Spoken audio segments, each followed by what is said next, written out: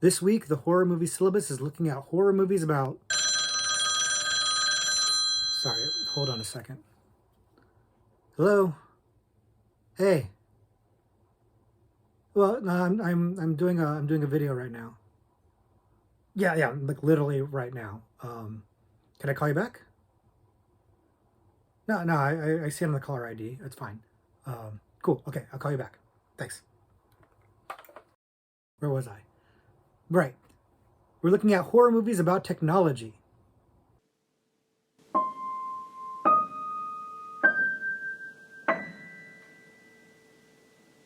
Hello, everybody, and welcome back to the Horror Movie Syllabus. My name is Professor Victor, and I'll be your host as we go through all the essential, noteworthy, interesting, and notorious modern horror films.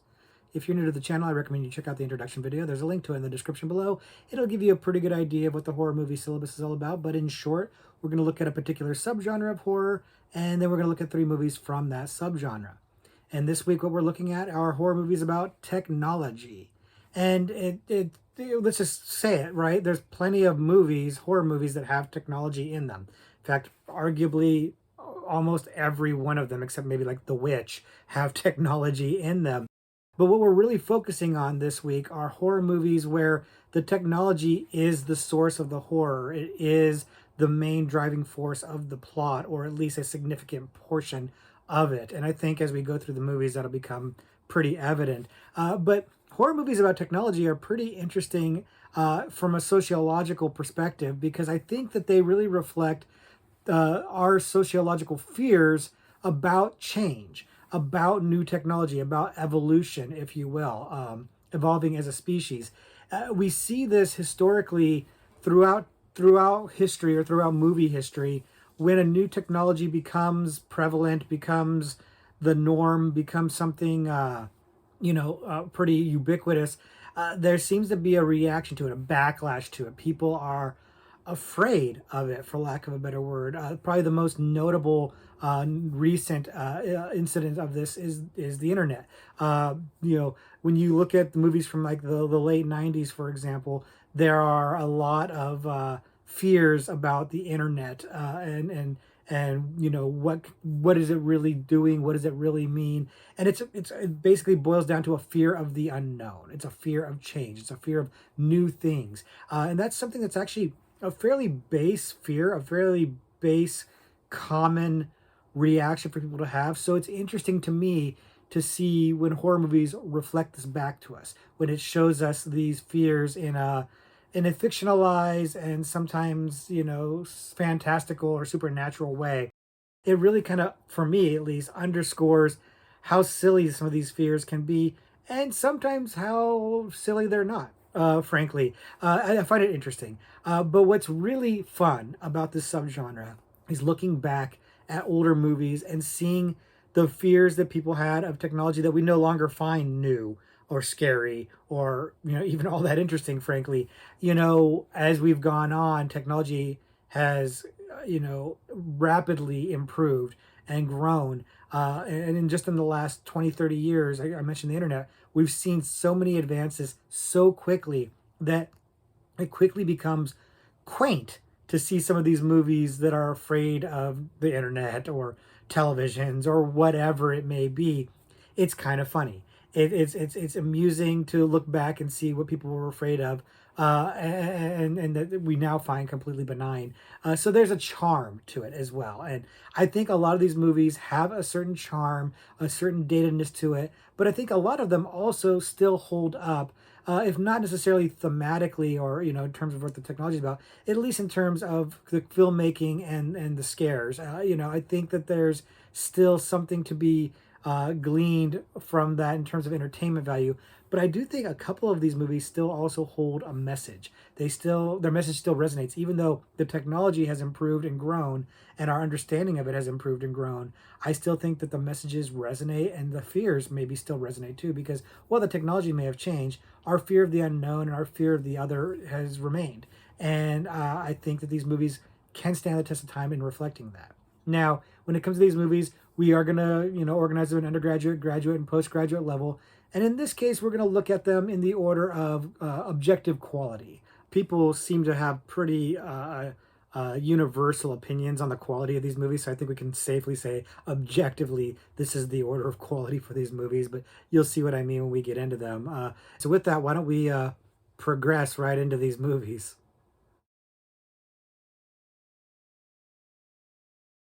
The first movie that we're looking at today, the undergraduate level selection, is Chopping Mall.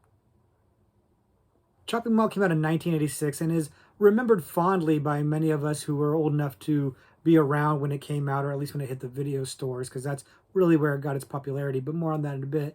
And the movie is a charming sign of its times and is really kind of cheesy and silly, but also kind of fantastic. It has a lot going for it, and it also has a lot that it leaves a lot to be desired, I guess. So there's a lot to talk about, I guess. So why don't we just go ahead and start diving into it?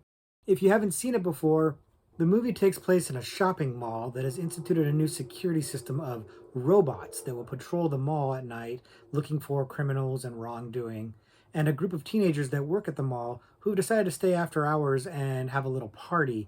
And the robots, due to a malfunction, start to view these teenagers as a problem, as a threat, and that's when the hijinks start to abound, as they tend to do in these types of movies. But I don't want to spoil it any further than that in case you haven't seen it. But if you haven't seen Chopping Mall, this one is a lot of fun. When we talk about quaint technology, this is kind of a good example of what we're talking about here. These robots are very quaint. They are very cute, if you will. When you watch the movie and you see these robots, which even at the time probably weren't the most cutting edge of things, they just don't look like they would be tremendously threatening. They don't look fast. They don't look tough. They look like they'd be easy to get away from, frankly. And so you have to kind of set that aside in order to really let yourself get into the movie. But the movie itself is a little bit tongue in cheek. It's a little bit. It's not really playing it campy, but it's not 100% taking itself super seriously either. And I think that is to its benefit. Now, the movie is directed by Jim Wynorski, and I don't think we've talked about him in the on the syllabus before, but he's a bit of a schlocky director, and he likes his sex and violence and things like that, and that's evident here in Chopping Mall. And it's also noteworthy that it's produced by Julie Corman, wife of Roger Corman, and Roger Corman was ultimately the person, his company was ultimately the one funding this movie, and it shows. It shows in the fact that the budget's a little on the low side, to say the least, and that it's got gratuitous nudity in it, gratuitous violence in it.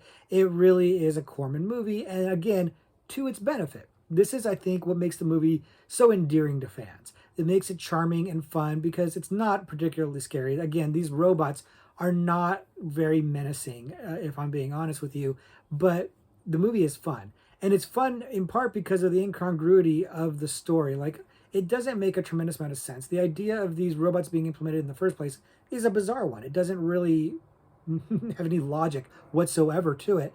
And then the way that they go, they go malfunction and start to kill people is weird because the fact that they would have such lethal devices on them for mall security in and of itself is ridiculous. But then the lethality of these tools that they have kind of run the gamut. I mean, there's lasers that can either singe you or blow your head off, which, by the way, is arguably the best scene in the entire movie. That's a pretty good one. But some of these tools are also just wildly inappropriate for what the task at hand would be, which is to catch shoplifters and stuff like that. It's a really bizarre concept, but it does work. If you can just set that aside, if you can just set the logic of it aside, it's a lot of fun. You've got a cast of characters that are, kind of trope stock characters, and that's fine because it works for this kind of movie. But there are a lot of recognizable genre names. There's Kelly Maroney. There's Dick Miller. There's Barbara Crampton, Scream Queen Barbara Crampton. You know how much we love her here at the Horror Movie Syllabus. So there's great names here, and they're doing fine work. The characters are stock characters, and like you would expect in any slasher film, really. And that's actually the funny thing about this movie, and probably the thing that resonates with me the most is I remember seeing this. I picked it up at the video store back when there were such things as video stores, the VHS copy of it, and the box looked like a standard slasher flick, and it's really not. It's got these robots, and I guess the robots are kind of slashers, but it doesn't have the same feel as like a Friday the 13th or something like that. It definitely does have a different feel than the average slasher. So that's, I think, one of the reasons why it's remembered to this day, is that it is a little bit different from some of the throwaway Friday the 13th knockoffs, Halloween knockoffs that came out in the 80s. This one has stood the test of time because of that difference, that using the robots, that charming robot menace, rather than just a standard slasher in a mask, I think is what makes it stand out. And the VHS box art is probably another noteworthy thing to bring up, because that's where this movie really found its love. It did not make money theatrically. It found its home and it found its fandom via VHS and cable, I suppose. That's where it really found an audience. So, it's not just me who got drawn in by that box art and then wound up liking it. Now, I'll admit, the first time I saw it, I was a little disappointed because I was expecting something very different and I didn't get what I was expecting. But that said, I still wound up enjoying the movie, and I've gone back to it time and time again. And every time I see it, I seem to get more and more affection for it. My affection grows for it. I like it more every time I see it. It's just, again, a charming movie. There's a little bit of nostalgia tied up in it too. The movie was not a hit when it came out, like I said, and it didn't even test well originally. Apparently, it was originally titled Killbots, which, by the way, much less misleading and more appropriate name for this movie. And it didn't test well, so they did a bunch of cuts to it and everything, and it still didn't do well when it came out. But it did thankfully find its life on VHS, and there's a lot of fans that I think feel the way I feel about it. It's just charming and fun and silly and a good time.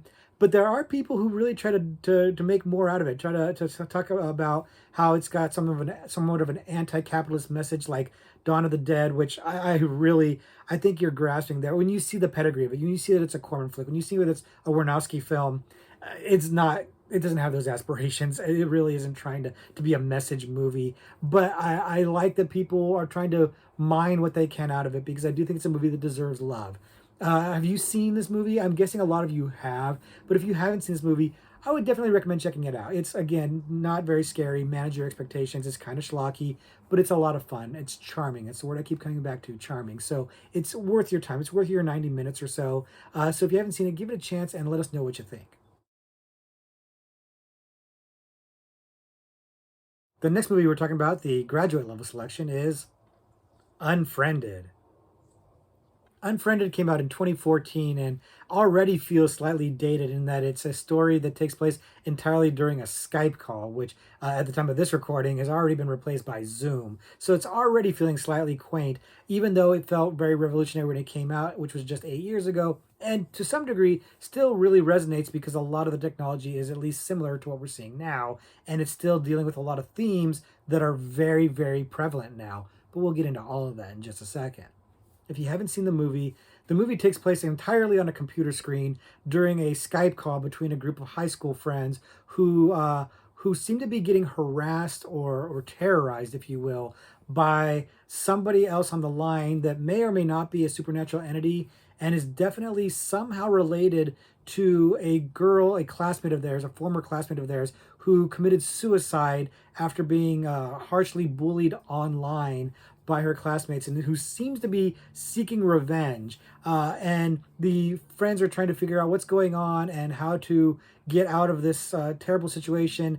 And the hijinks begin to start abounding as they do. And I won't spoil it any further than that in case you haven't seen the movie. But Unfriended is fascinating because of the format that it was made in. It's the first screen life movie. I didn't know that was actually a term until I started doing the research for this movie, but screen life movie, where the entire movie is taking place on a screen, like you're looking at somebody's computer screen. This is evidently the first time that that was done, and it's definitely the first time that I saw it. I first saw this movie at WonderCon, actually.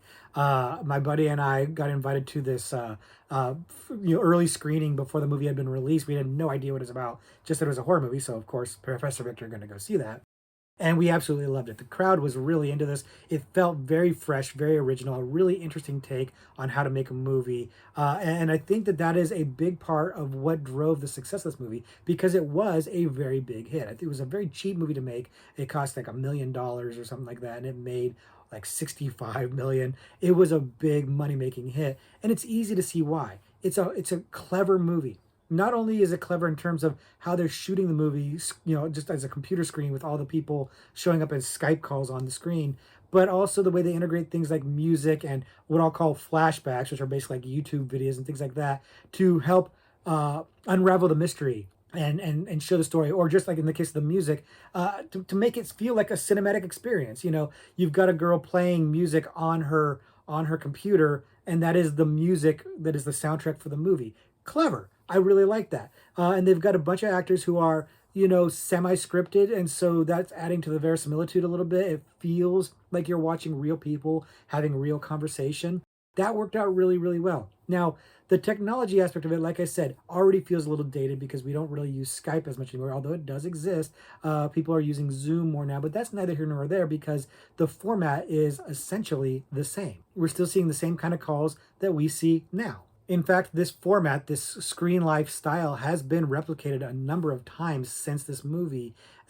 Searching is one. Host is another one that was really, really popular. We've talked about these movies already on the syllabus. Host in particular was a big hit. People were acting like it was the first time this had been done, and it has been done multiple times. You know, but again, the format makes sense even today. So while in some senses it's kind of dated because you know some of the stuff that's being used in the movie, Skype and Facebook and things like that, aren't the tools that are being used anymore.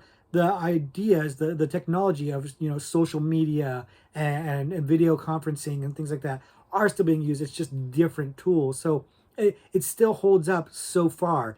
But what really works are the themes, because the themes of bullying and you know keeping secrets and friends that are being two-faced and things like that, these are all things that are kind of you know universal. These are things that don't go out of vogue, if you will. In particular, the idea of online bullying, cyberbullying, is something that's still a very hot button issue. It's very much at the forefront of society right now. So this movie, in that regard, still feels extremely timely, extremely important, with a message that resonates right now. So even if the technology is slightly dated, the message, the story is not. It really still hits. And it's a pretty good story.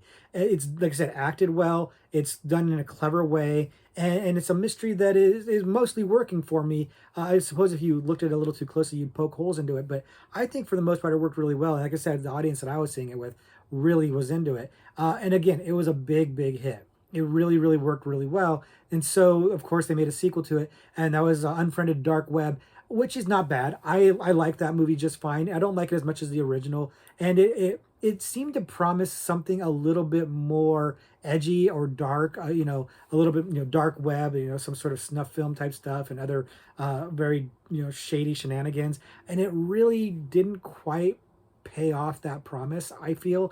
But it still was a solid idea. It doesn't really have much of a connection to the previous movie other than the format being basically the same. And like I said, other movies have done this format too. So that didn't even feel that fresh anymore. But it's definitely worth your time if you like these kind of movies. But if you do like these kind of movies, definitely see Unfriended. It's probably one of, if not my favorite of these screen life type movies. I like this much better than Host. I know Host was the one that was really popular. People loved that one a lot. I felt like Host was, you know, kind of just an imitation of this movie, and not done quite as well. But that's just me. Your mileage may vary on that. But if you like screen lifestyle movies, this one is definitely worth seeing. It's definitely one that hit the mark for me. And if you have seen it, I'd love to know what you think about it, because I understand that opinions of this one are mixed. Some people really like this movie. Again, it was a hit. But a lot of people feel like, or a lot of people prefer Host. Do you prefer Host to this one? Let me know in the comments below. We'll have a conversation about it.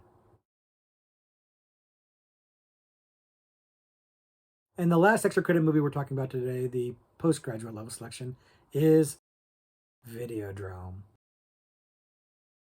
Videodrome came out in 1983, and while I probably can't truly call it a bona fide horror classic, I kind of want to, because I think it's that good and that well known, and amongst certain people that popular. But the popularity isn't quite enough, broad enough to be a true bona fide horror classic. But again, it's one that I want to call it that way because I love it that much. If you haven't seen it before, the movie is about a television producer who likes to air really edgy programming, and he comes across a mysterious pirate broadcast of a show called Videodrome that seems to be kind of like a snuff film show, and he wants to air this on his network. But in doing so, winds up getting caught up in this very kind of convoluted and strange plot and situation that involves mind control and surreal hallucinations and political machinations. It's a lot going on and a lot of hijinks to go along with it. And I'll stop there just in case you haven't seen it, because if you haven't seen this movie, you should definitely see this movie. It's a challenging one to watch, but it's one that I think is definitely worth it because it's kind of a masterpiece.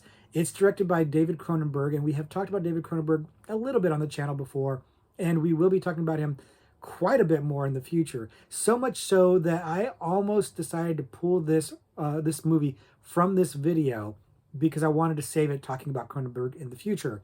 But I didn't do that because the technology aspect of this is a pretty important part of the movie. As I said, the movie is about these television broadcasts, and while television had been around for a few decades at this point when this movie came out, and it's not really reflecting a fear of the television itself, the idea of what broadcast could be done or how people were using broadcast media, etc., to influence or control people is something that was pretty interesting and an interesting thing at the time, and is still interesting now. The mediums may have changed, but the idea or the concern about how media influences us is still very, very prevalent and important today. So this movie, while the technology is dated, definitely still resonates. It still matters. It still has a message that is important. And Cronenberg does have that because his movies tend to have these themes that are very challenging and interesting, and kind of stand the test of time, or actually stand outside of time, really. It's kind of hard to explain because Cronenberg is an interesting director, and that's putting it kind of mildly. He delves into some very strange stuff. He's known as a body horror director because of the way his movies use body horror, and Videodrome is one of these movies. The surreal way that things happen to people's bodies, the way they change, and the way they meld with things or grow things or whatever is disturbing, to say the least. And it's really fascinating stuff that, again, it kind of stands the test of time because these effects, which tend to be practical effects, are grotesque and fascinating and amazing, and they look incredible. And so they age rather well. And so that part alone makes the movie stand the test of time because this movie in particular, and Cronenberg movies in general, they look good. They look really, really good. But Videodrome has an extra layer to it because the body horror in the movie, and you'll note I didn't put this in the body horror movie, I put it in the technology movie because the body horror is integrated with the technology. It's tied into it. James Woods, our lead character, his body starts changing in ways where, like, he grows a slit in his belly that accepts Betamax tapes. Again, data technology. His hand turns into a gun or merges with a gun. There's all kinds of weird ways the body and the technology are kind of fusing together. And while it doesn't really make sense, it kind of does thematically. This idea of technology becoming a part of us, or like supplanting us, like basically replacing us, is a fascinating one. And that's one thing that Videodrome is kind of touching on. But there's also a lot of other stuff that Cronenberg likes to look at: psychosexual behavior, fascination with the grotesque, taboo ideas. There's a lot of stuff going on in this movie, and I'm barely scratching the surface. It's really hard for me to delve into this and explain it to you, A, without spoiling it, and B, at all, because it really, like most Cronenberg works, kind of has a lot that's left up to individual interpretation. Like, I think, kind of not unlike a David Lynch movie, a lot of it you're just supposed to experience and maybe feel. And like, while Cronenberg has his themes that he's trying to get across, you're going to take them in the way you take them. And like great art, impose your own viewpoints and your own thoughts into it and get the message that you get out of it. But I don't think that's a bad thing. In fact, I think it's a great thing. I think that that's what makes this movie so fascinating, or just one of the many things that make this movie so fascinating. Now, obviously, I'm rather effusive about it. I'm a big fan of this movie, and with good reason. Like I said, I think it's made wonderfully. I think the acting is great. James Woods is fantastic in the lead as the television producer. Debbie Harry, rock star, from the band's Blondie, is wonderful in this movie. Everybody in this movie actually is doing really good work, and it's really lending itself to a seriousness that this movie kind of shouldn't have. This movie, if I just describe to you beat by beat what was happening in this movie, it will just sound ridiculous. But it doesn't feel ridiculous when you're watching. The paranoia of the plot with all the different, behind the scenes forces that are kind of seemingly manipulating James Woods' character, and they're maybe behind Videodrome and all this stuff that's going on, feels very tense, feels very urgent and important. Meanwhile, all of this surreal imagery, these hallucinations of body horror, are just so grotesque and unsettling and disturbing that it feels very scary. Might not be the right word, but deeply disturbing. And it makes this movie, which again, objectively might seem silly, it makes it feel so much more. And I'll credit that to Cronenberg because I feel like that's a lot of his movies. He'll take a movie that, if you just described it plot wise, if you read a synopsis of it, would sound completely stupid or ridiculous. But when you watch it, it doesn't feel that way. It feels important or urgent or interesting or whatever. Like it does have more weight to it. It has meat on the bones. It really does seem like it matters more. And again, I'll attribute that to Cronenberg and his talent. Now, when Videodrome came out, it was a bomb. People didn't get it. People didn't like it. But it has become a cult classic. People have discovered it again on home video, on cable, things like that. And now it's become like, if not a bona fide horror classic, at least a bona fide cult classic. This movie is revered by its fans. And I could see why it would bomb. Again, it's not an accessible movie. It's not a mainstream movie by any stretch of the imagination. So if that's something that you're interested in, you've got to have, movies that make sense, movies that are accessible and easy to digest. This is not going to be for you. It really isn't. Cronenberg's not for everybody, and that's okay. But if you are willing to be challenged, if you're willing to try something that is a little abstract, a little surreal, a little outside the norm, and maybe not just a little, but a lot, then give this one a chance and then let me know what you think, because I'd love to hear your thoughts on it, especially if you went in as a newbie. What are your thoughts on this movie? Did it blow your mind? Were you able to roll with it, or did it just turn you off? I'd really like to hear about that in the comments below. And of course, if you have seen this movie, which I'm sure a lot of you have, let me know your thoughts as well. I'm betting a lot of you love this movie as much as I do. Maybe a few of you don't like it. And if you do, let us know in the comments. But I'd love to hear your thoughts on this one way or the other. And let's talk about it, because this is a movie that I really enjoy. This is a director I think is fantastic. We will talk about him more in the future. But for now, let's talk about him in the comments. So that's going to do it for our exploration into horror movies about technology, but I've got a few extra credit selections for you if you want to keep exploring a little bit further. The first movie I'm going to mention is called The Lawnmower Man. Now, Lawnmower Man came out in 1992. It is ostensibly based on a Stephen King work, but is not really based on that Stephen King work, to the point where Stephen King actually sued to get his name off of this because it really didn't belong on there. And when you see the movie, maybe you could understand why, especially if you're familiar with the work, but we'll get into that. If you haven't seen it before, the movie is about a doctor who is doing experiments regarding animals to make them smarter, but unfortunately the people funding his research want to turn them into weapons, so he wants to get out from under their thumb. And part of what he starts doing is experimenting on his gardener, the lawnmower man, who's a mentally challenged man, and his hope is to make the man smarter. But as he does that, the man also starts becoming a little bit more aggressive and maybe too smart for his own good, and definitely a little bit dangerous. And that's, of course, when the hijinks start to abound, as they always do when people experiment in these kinds of ways. But The Lawnmower Man is a movie that is not very good. Like I said, Stephen King wanted his name off of this because it bears little resemblance to his short story, which also probably not very good, not one of his best at least. But this movie, aside from the title and a couple of elements, really has nothing to do with that story whatsoever, which has to do more with like a gardener who worships like the god Pan or something like that. It's weird. Anyways, it's weird. So is this movie, but it's weird in different ways. This movie really is a showcase for computer animation. The idea that the scientist is using basically artificial intelligence to boost the intelligence of animals or mentally challenged people is really just an excuse to show them in virtual reality. That's really what it comes down to, is showing the computer graphics of virtual reality, which in 1992 were kind of cutting edge, but even then I wasn't terribly impressed. I remember when this movie came out, I was kind of like, I wasn't that impressed by the graphics then. Definitely not impressed by them now. They are woefully dated 30 years later. But you could get past that if the story was better than it is. And the fact of the matter is, the story's not that great. It's really got a lot to say, but it's not saying it well.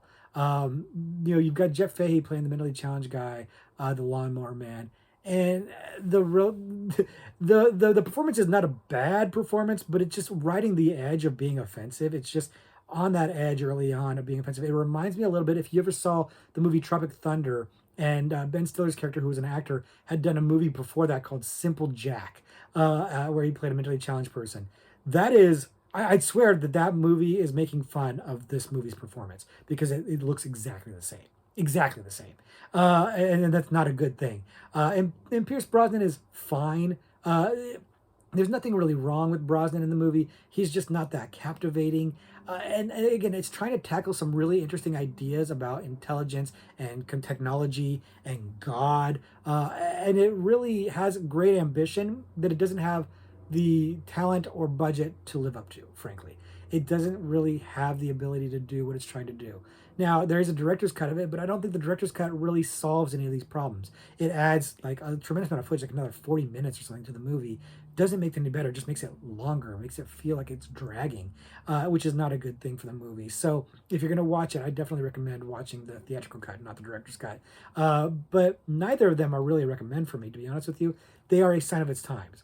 Like, it really has that quaint thing we were talking about earlier, the quaint technology, the virtual reality, which to its credit is still how we do virtual reality with the goggles on the face and everything like that. It's still the same thing. And some virtual reality probably doesn't look much better than what you're seeing in the movie, but it's really not that compelling. The eye-popping visuals are not that eye-popping anymore. So it's just quaint. It's just a sign of its times. It's just a time capsule of a movie. So that's where I think the value in it lies. Now, it does have a sequel that is really barely related to it and not really that interesting at all. The best thing I can say about the sequel is that I don't remember it being all that bad, which is, damning praise, because I don't really remember it that much at all. But nobody really cared about the sequel because nobody cared that much about the movie. I know it's got its fans. I don't think it can call it a bona fide cult classic, or even just calling it a cult classic. I don't think it's a classic at all, but I think there are pockets of people who love this movie for whatever reason, and good for you. I don't think this is an offensive movie, but I just don't think it's a very good movie, and I didn't think it's definitely not worth your time, especially the director's cut, which is over 2 hours long. Definitely not worth your time to watch the director's cut, so don't do that. But if you've seen the Lawnmower Man, let me know what you think about it. Like, am I being too hard on it? Does it have charm that I'm missing? Because I don't find it all that charming. I find it to be noteworthy to talk about in terms of Stephen King and in terms of the data technology and the VR aspect of it. But other than that, I don't find it that interesting. But if you do, let us know in the comments below why. The second extra credit movie I'm going to mention is a movie called Kairo, or Pulse in English. And Pulse came out in 2001, and it's a Japanese film that is really an amazing movie that doesn't completely hit the mark, but has such ambitions that I can't help but kind of love it anyways, even though it's not a perfect movie. And then, of course, they had to go make an American remake of it and kind of ruin everything, but we'll get into all that in just a minute. But if you haven't seen the movie, Pulse is about a group of people who, via the internet, wind up connecting with spirits, ghosts that are, not at rest. And it turns out that the reason they're not at rest is because they are just immensely lonely. There's this crazy sense of everlasting, eternal loneliness that they can't escape, and they also can't move on into the afterlife. And there's this aspect where they want people to basically kind of join them, for lack of a better way of putting it. It's not that they really actually try to harm the people, but the people do wind up getting harmed, and it's a little hard to explain it without spoiling some of the details of the movie, which I don't want to do, because I think you should see this movie if you haven't seen this movie. It really is somewhat beautiful. Now, I said before that it didn't hit the mark, and what I mean by that is that this movie feels really ambitious, and I don't think it quite had the budget or ability to fully convey all of the themes that it's trying to tackle, because these themes are incredibly deep and existential and spiritual, and it's still a horror movie, and it's still a relatively modestly budgeted horror movie. And I think that hinders it from being able to do what I think it would like to do, but I also don't know how you would do what it wants to do. It really wants to delve into this existential crisis of, everybody being alone forever, and how the internet really kind of isolates us and makes us more alone, which is a wonderful concept that, again, resonates to this day. I think it's a really fascinating idea, and this idea that these undead spirits are just sad and lonely and can't connect forever, eternally, is dark and depressing. And the movie has this air of oppressive sadness and depression that permeates the entire film. And as it goes on and gets more and more bleak, it gets heavier and heavier and heavier, and it never really lets up. The movie, plot wise is interesting. It starts out small. Somebody winds up, committing suicide, and his friends slash colleagues don't really understand why. And as they investigate it, they kind of get caught up into this. They get into this internet thing, and they start experiencing ghosts and stuff. And it's got some wonderful visual imagery. There's some incredibly disturbing imagery in this movie. It's only a few scenes, but those scenes are so profoundly disturbing and upsetting that they'll stick with you. They'll really resonate and hang with you. And coupled with this sense of sadness, this sense of bleak loneliness and isolation, this movie can really suck the life out of you. It really isn't the scare fest that most movies would be. Even most J horror movies would have more scares. Creepy ghosts coming out, jumping out to get you, jump scares. This movie has a little bit of jump scares and some really disturbing imagery, but it really is about that internal dread, that depressing sense of unsettled eeriness and creepiness that is what makes this movie so effective and so scary. And it's done wonderfully. It's done masterfully. The way it's shot, the way it's edited, the way it's acted, everything about this is excellent. And so, if you haven't seen it, I definitely would recommend it. But what you could skip is the American remake. Now, you might be tempted to watch it because it's got Kristen Bell, and we all love Kristen Bell. But skip it, because it's like they zeroed in on everything that didn't matter in this movie and copied that and left all of the interesting stuff, the themes, the unsettling imagery, the heavy, heady concepts, and tackling these existential and spiritual ideas. They left that stuff out and just tried to give you creepy ghosts in the internet.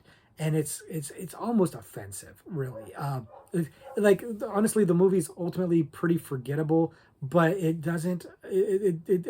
If you've seen the original, it'll make you a little bit mad that they even try to do this, because they so incredibly missed the mark. It's one of the worst American remakes you'll ever see, in that sense that they really just missed the essence of what made the original so great. But it didn't stop them from making a couple of sequels that are honestly just forgettable and not worth your time. At least they do connect to it, and they again have the ambition of trying to make this interesting, post-apocalyptic dystopian world, which we've seen that plenty of times before. But they don't have the budget, they don't have the talent, they don't have anything that makes it worthwhile to check out. So you can skip all of that, but don't skip the original. Don't skip out on watching Cairo, aka Pulse, because it really is a fascinating movie, a challenging movie. But be prepared to watch something that'll lift you up afterwards, because it really is a pretty sad and downer of a movie.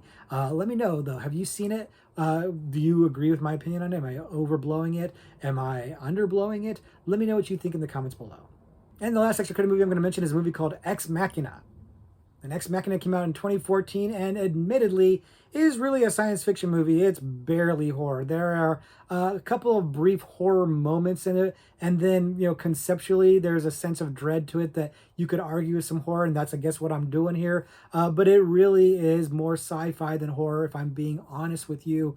It's not a very scary movie, but I want to talk about it, so that's what we're going to do right now.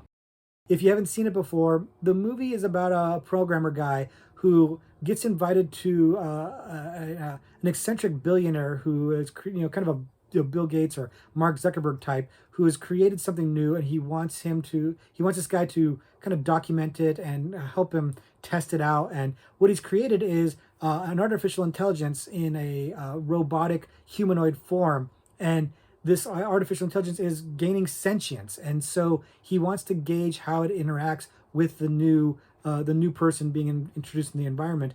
And of course, hijinks abound, and existential questions abound as well, and things get really, really interesting. But we'll stop so as not to spoil it for anybody.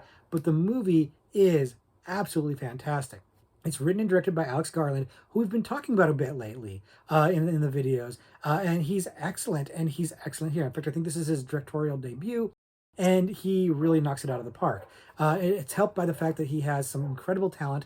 It's got Oscar Isaac as the eccentric billionaire. It's got Domhnall Gleeson, quickly becoming one of my favorite actors, as our lead character, the guy who gets invited over, and Alicia Vikander as the AI. And all three of them are doing excellent work. It's a slow burn kind of movie in the sense that everything's kind of taking place in this confined space, the billionaire's house that is isolated, and yet it's only accessible by helicopter. And that isolation is what leads to a little bit, or lends itself to a little bit of the dread. You've got this unpredictable billionaire. There's something clearly not quite right about him. You've got this isolated setting, a la The Shining or whatever, and then you've got this scary new technology, an AI that's becoming sentient. And what exactly does that mean? Not only in terms of the immediate thing, like is she a threat, but also the what it means for humanity. Like, are we being replaced? Are we being upgraded? Are we evolutionarily being, left behind? There's a lot of existential questions being raised with this movie that, to me, give me a sense of unease and a sense of disquieting uncomfortability or uncomfortableness that really works for me. So, like, the movie may not be scary, with jump scares and things like that. It may not be objectively scary, but it really hit home for me. It really resonated for me in an unsettling way because of what this advancement in technology would mean for the world.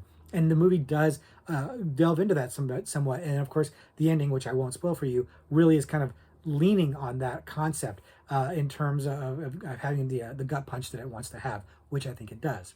The movie looks fantastic. It really is a well-crafted movie.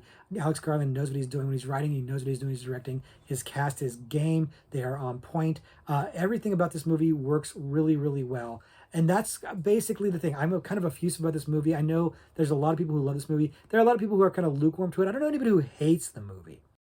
I don't know anybody who hates the movie, but there are a lot of people who are just kind of meh about it. And that's cool. If it's not really your cup of tea, that's okay. But I love the movie, and that's why I'm shoehorning it in here a little bit, admittedly, as an extra credit. And I wouldn't put this on the syllabus because, again, it's barely horror.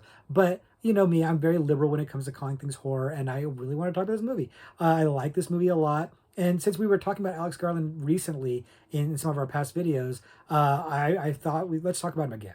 Let's talk about another movie that I think he really nails, and Oscar Isaac in particular, kind of giving an unsettling performance that I'm going to give it a pass. I'm going to call it horror. I'm going to call it extra credit and talk about it today. So that's what we're doing.